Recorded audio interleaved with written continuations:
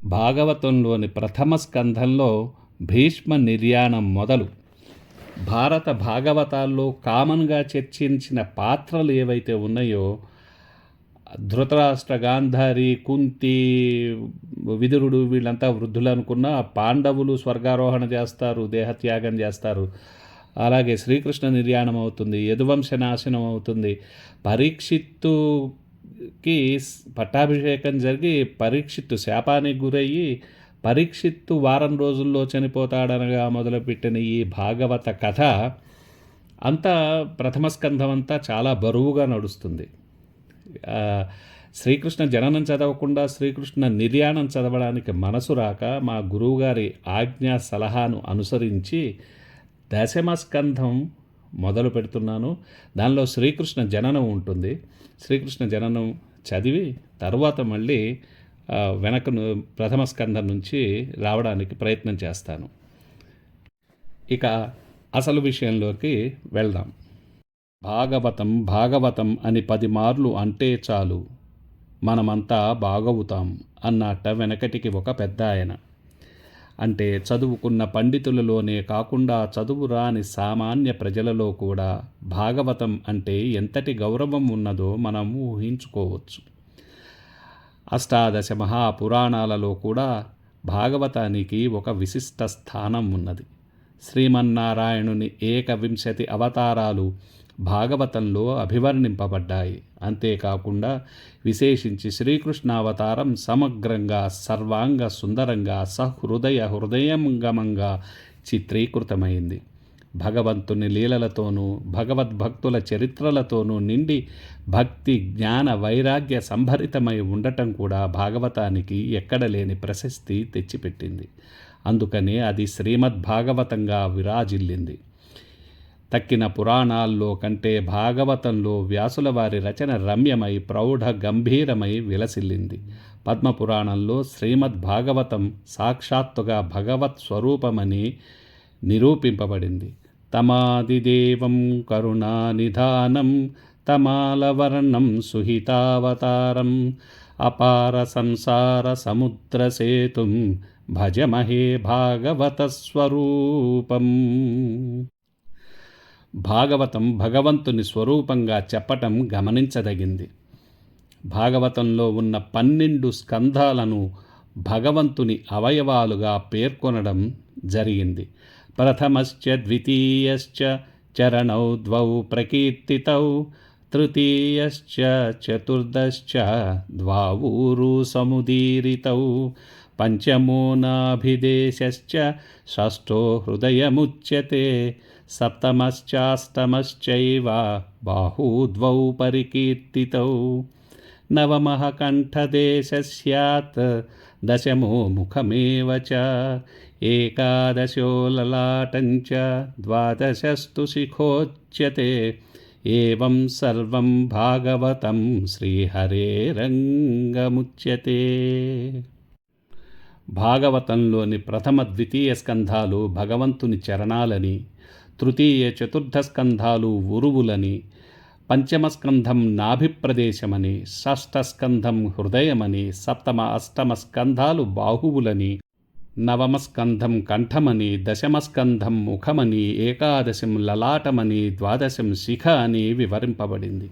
ఇందులో దశమస్కంధం భగవంతుని ముఖమని చెప్పడం వల్ల దాని ప్రాధాన్యం ఎంతటిదో అభివ్యక్తమవుతున్నది. దశావతారాలలో శ్రీకృష్ణావతారానికి ఒక ప్రత్యేక ప్రాధాన్యం ఉన్నట్లే భాగవతంలోని 12 స్కంధాలలోనూ దశమ స్కంధానికి ఒక విశిష్ట స్థానం ఉన్నది. సమగ్రంగా, సర్వాంగ సుందరంగా శ్రీకృష్ణ చరితం అభివర్ణింపబడిన దశమ స్కంధం శ్రీకృష్ణ లీలా సర్వస్వం అనటంలో అతిశయోక్తి అణుమాత్రము లేదు. శ్రీకైవల్యపదంబు చేరుటకునై చింతించదన్ లోకరక్షైకారంభకు భక్తపాలన కళా సంరంభకున్ దానవోద్రేక స్తంభకు కేళిలోల విలసదృగ్జాల సంభూత నానా కంజాత భవాండ కుంభకు మహానందాంగనాడింభకున్. శ్రీరామచంద్ర పరబ్రహ్మణే నమః. పోతన భాగవతము సరళ గద్యానువాద సహితము. దశమ స్కంధము పూర్వభాగము. శ్రీకంఠచాపఖండన పాకారి ప్రముఖ వినుత భండన విలసత్కాకుత్సవంశమండన రాకేందు యశో విశాల రామనృపాల. శ్రీరామచంద్ర, నీవు శివుని విల్లు విరచిన వాడవు. ఇంద్రుడు మొదలైన వారు మెచ్చుకునేటట్లు యుద్ధం చేయగలవాడవు. ప్రకాశిస్తూ ఉన్న కాకుత్స వంశానికి అలంకారమైన వాడవు. కార్తీక పూర్ణిమ నాటి చంద్రుని వెన్నెల వంటి కీర్తితో విశ్వమంతటను వ్యాపించిన వాడవు. ప్రజలను ఆనందపరచు రాజువు నీవు. అటువంటి నీకు నమస్కారము. సూత మహాముని శౌనకాది మహర్షి సత్తములతో శుకమహర్షిని పరీక్షన్ మహారాజు ప్రశ్నించిన విధాన్ని తెలిపాడు. సూర్య వంశ చంద్ర వంశాలను తెలిపావు. ఆ వంశాలలో జన్మించిన రాజుల చరిత్రలు నీవు చెప్పగా విన్నాము. వారి చరిత్రలలో ఉన్న విశేషాలు మాకు చాలా విభ్రాంతిని కలిగించాయి. మహాత్ముడు, ఈ లోకాలకు ఈశ్వరుడు అయిన విష్ణువు శీలవంతమైన యదువంశంలో ఎందుకు పుట్టవలసి వచ్చింది? అలా పుట్టి ఏ విధంగా ప్రవర్తించాడు? ఏ ఏ వేళల్లో ఏమేమి పనులు చేశాడు? ఈ విషయాలన్నీ చక్కగా చెప్పవలసినది. భీష్మాది కురువీరులతో నిండిన కౌరవ సైన్యం దేవతలకైనా ఓర్వరానిది. అలాంటి కౌరవ సేనా సముద్రాన్ని మా పెద్దలైన పాండవులు ఒక పసిపిల్లవాని అడుగును దాటగలిగినంత సులభంగా ఎలా దాటగలిగారు? ఏ తెప్ప సాయంతో దాటగలిగారు? నేను మా అమ్మ గర్భంలో ఉండగా అశ్వత్థామ ప్రయోగించిన అస్త్రం చేత బాధపడి నిశ్చేష్టుడనైనాను. అటువంటి సమయంలో పాండవ కులాన్ని నిలబెట్టడానికి శ్రీకృష్ణుడు చక్రాన్ని ధరించి నన్ను రక్షించాడు.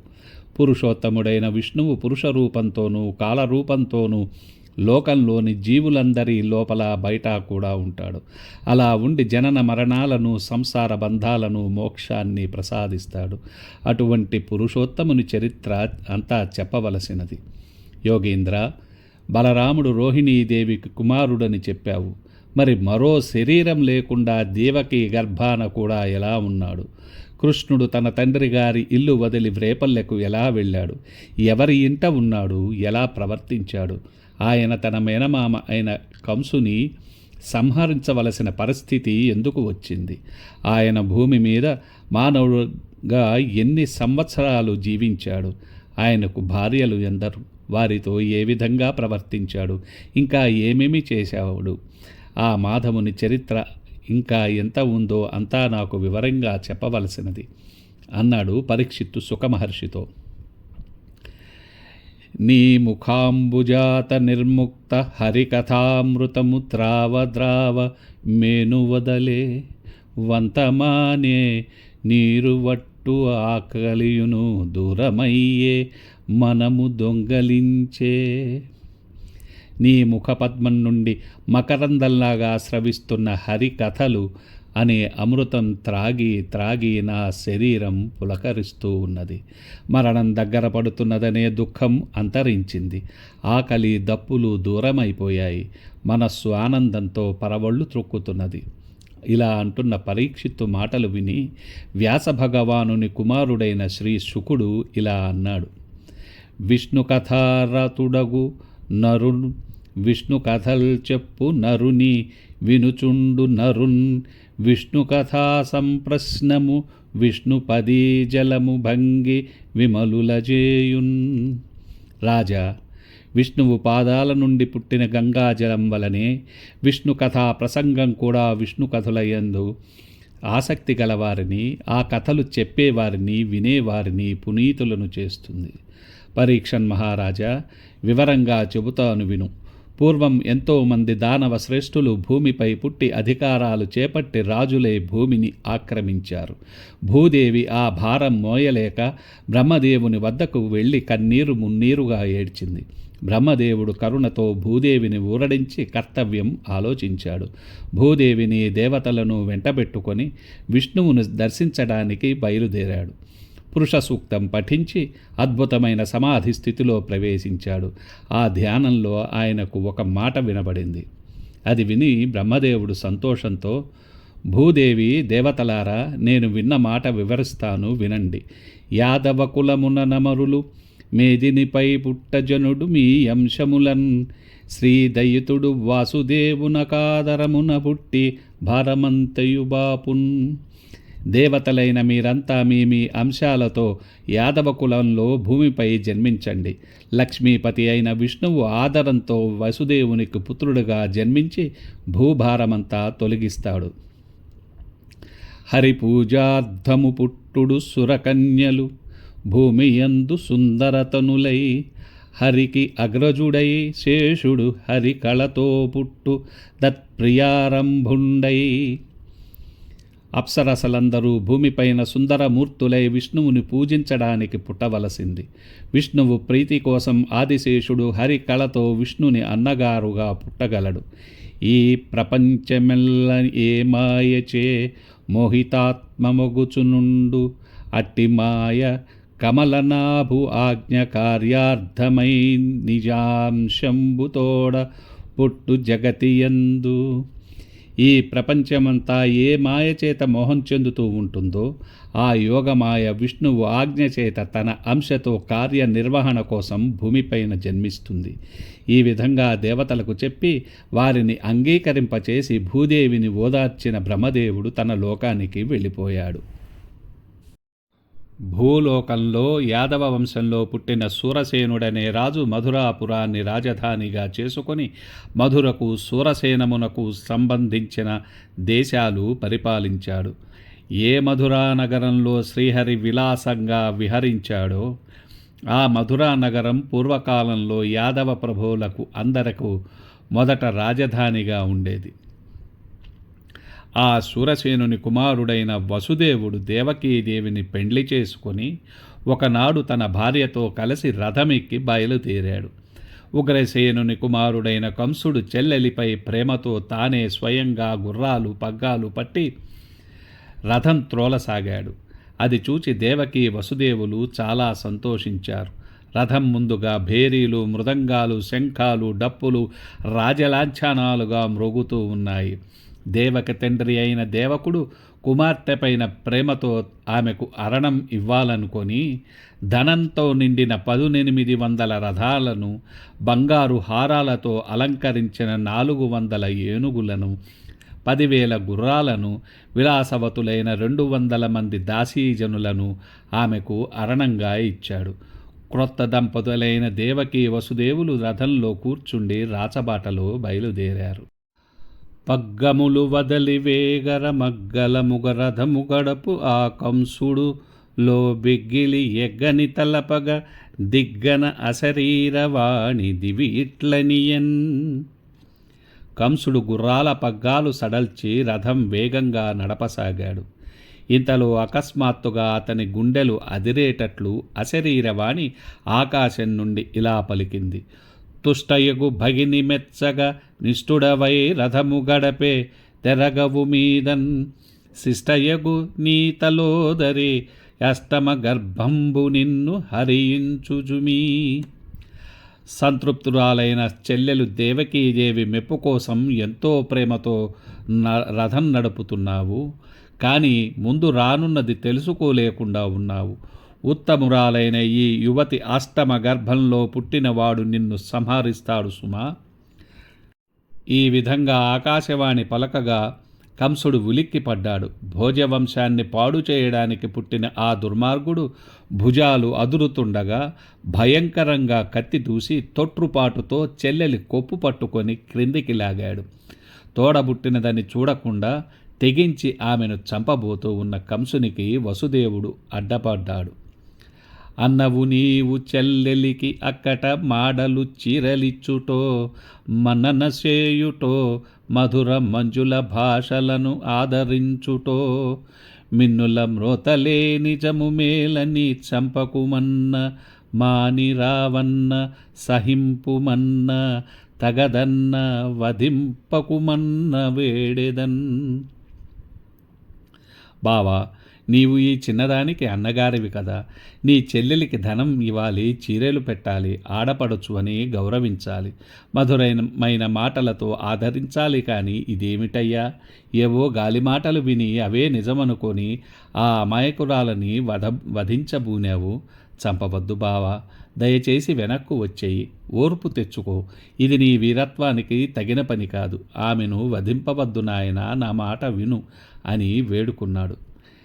చెలియల్ కన్నియ ముదరాలు అబల, నీ సేమంబు చింతించు నిర్మల, దీనిన్ బయలాడు మాటలకునై మర్యాద పోదట్టి, సత్కుల జాతుండవు పుణ్యమూర్తి ఒకట, కోపంబు పాపంబు ఏ నెచ్చెలి ఓహో త్రెగవేయ, బాడియగునే చింతింపు భోజేశ్వరా.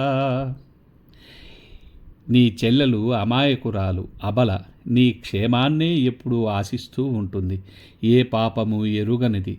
అటువంటి ఆమెను ఈ చోట ఆ చోట వినిపించే మాటల కారణంగా చంపబోవటం న్యాయమేనా? పవిత్రమైన భోజవంశంలో జన్మించావు, పుణ్యమూర్తివి. ఇటువంటి నీవు ప్రియమైన సోదరుని సంహరించటం ధర్మమా? అయ్యో, ఇది నీ ప్రతిష్టకు భంగకరం కాదా? ఆలోచించి చూడు. వావించెల్లెలుగాని పుత్రిక వంటిది ఉత్తమురాలు, సంభావనీయ చరిత్ర, భీరువు బాల నూత్న వివాహ సుశ్రీ విలాసిని, దీన కంపిత చిత్త నీకిదే మృక్కెదం కానవే, కరుణమయాత్మక కంస మానవ వల్లభ. కంసరాజేంద్ర, ఈమె నీకు వరుసకే చెల్లెలు గాని పుత్రిక వంటిది, ఉత్తమురాలు, గౌరవించదగిన ప్రవర్తన కలది, అసలే భయస్థురాలు, అందులో పిన్న వయస్సుది, కొత్త పెండ్లి కూతురు, చక్కని లక్ష్మీ కళలతో విలసిల్లుతున్నది, భయంతో లోలోన వణికిపోతున్నది. కరుణామయ, ఇదిగో నీకు చేతులెత్తి మొక్కుతున్నాను, ఈమెను రక్షించు. ఈ విధంగా వసుదేవుడు ఇంకా అనునయంగా కంసుని మనస్సు కలచివేసేటట్లుగా మాట్లాడాడు. అయినా కంసుడు జాలిపడలేదు. అతడు కోపపు చూపులతో కూడిన కన్నుల నుండి నిప్పులు రాలుతూ ఉండగా దేవకీదేవిని చంపబోయాడు. అతని మూర్ఖత్వాన్ని గమనించి వసుదేవుడు ఎలాగైనా అతన్ని ఒప్పించానని తనలో ఇలా అనుకున్నాడు. ఆపద పాలైన దేవకిని రక్షించడానికి పుట్టబోయే కుమారులను వీడికి ఇచ్చివేస్తానని అనడం ఇప్పటికి మంచిది. ముందు ఏమి జరగబోతున్నదో ఎవరికి తెలుసు? ఈమె ఇప్పటికి ప్రాణాలతో నిలిచి ఉంటే రేపు మరో మార్గం లభించదా? పుత్రులే పుట్టి వారికి వెనువెంటనే మృత్యువు కూడా వచ్చినా రాని అందాక వీడు బ్రహ్మదేవుని చేత ఏ ఆపద పొందకుండానే ఉంటాడా? అప్పటికి ఏదో ఒక చక్కని ఉపాయం ఉండదా? అడవిలో పుట్టిన దావాగ్ని పక్కన ఉన్న చెట్లను విడిచి ఎగసి ఎక్కడో దూరాన ఉన్న చెట్లను దహించి వేస్తుంది.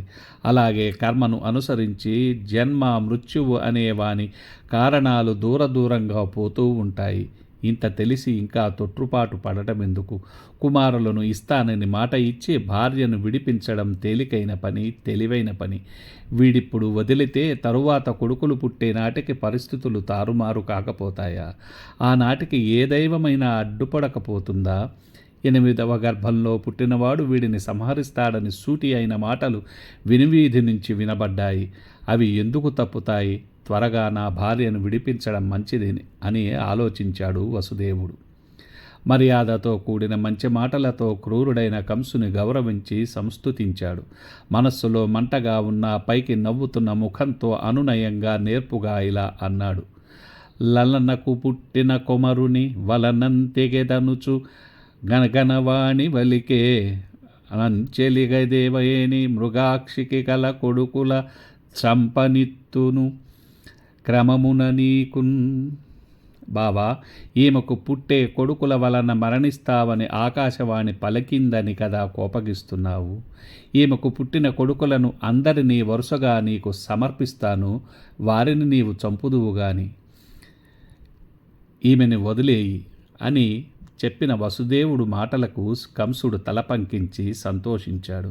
మంచి గుణాలనే గ్రహించే వానిలాగున ప్రవర్తించి భయపడుతున్న చెల్లెలి కొప్పు విడిచి ఇంటికి వెళ్ళిపోయాడు. వసుదేవుడు కూడా బతికి బయటపడ్డాననుకొని భార్యతో కలిసి తన మందిరానికి వెళ్ళి సంతోషంగా ఉన్నాడు.